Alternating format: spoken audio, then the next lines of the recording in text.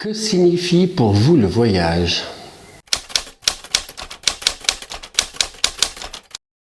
Le voyage pour moi, ça m'a apporté tout ce que je cherchais, c'est la découverte d'une planète extraordinaire qu'est la Terre. Et surtout, c'est la rencontre, surtout partir en voyage avec des amis, puis maintenant la famille, ça fait partie de la vie que j'ai voulu vivre sur cette planète. Je suis né dans un coin extraordinaire, mais il y a quand même tout le reste de la planète qui est vraiment magnifique. Donc, partir, découvrir surtout les autres peuples, est super intéressant. Et une découverte, et puis surtout, savoir qu'il y a des gens extraordinaires sur cette terre. Considérez-vous important de voyager aujourd'hui? Aujourd'hui, je trouve que c'est très différent. J'ai eu le privilège de voyager dans mon jeune âge où toutes les portes et frontières étaient facilement ouvertes. Actuellement, on sent que c'est beaucoup plus dur, plus dangereux.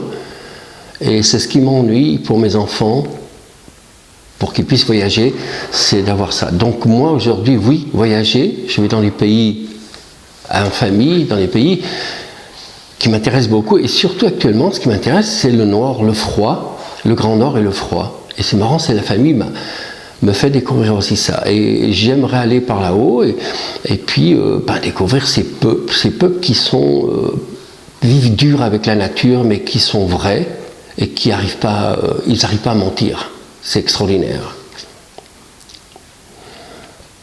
Quelle expérience de voyage vous a-t-elle changé? Ben oui. Ah oui, ça change un homme. Autrement, je serais suisse, autrement. C'est terrible. Terrible parce que dans ces autres pays que j'ai rencontrés où on dit pauvre, même dans la pauvreté, il y a le sourire et le partage. Et pour moi, le retour d'expédition, les premières expéditions dans l'Himalaya ou de voyage dans le monde, c'était dur de voir ces Suisses qui étaient dans l'opulence et qui ne souriaient pas, qui étaient toujours en souci de pas aujourd'hui, mais pour demain. Et dans ces peuples-là, je regardais qui vivaient aujourd'hui. Et ça, c'est une belle leçon de vivre. Vivre aujourd'hui, demain, il faudra assumer demain, mais aujourd'hui, il faut vivre parce que c'est beau. Si vous pouviez partir seul, partiriez-vous? Non, j'ai pas envie.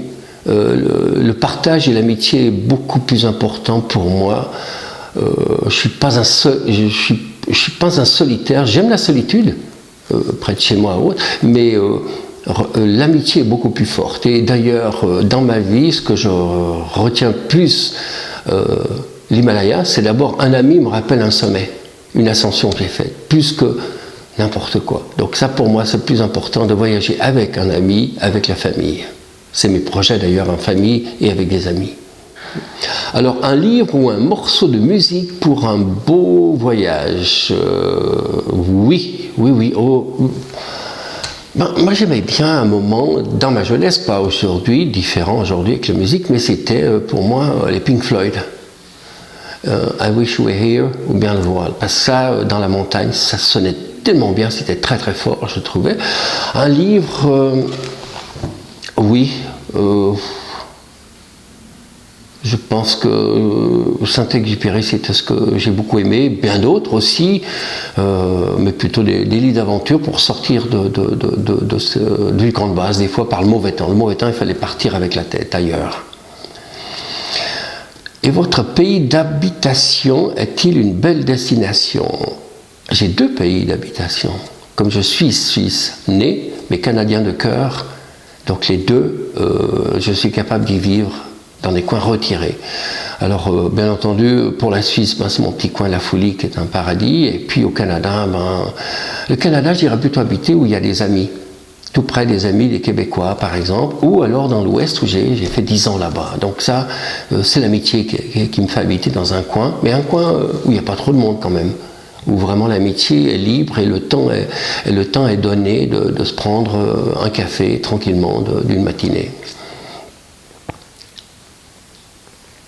Votre lieu préféré en Suisse?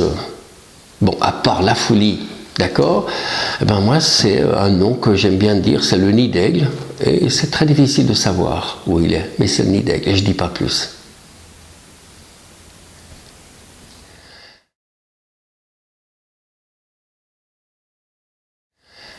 Et puis, à vous tous, bon voyage et réalisez vos rêves.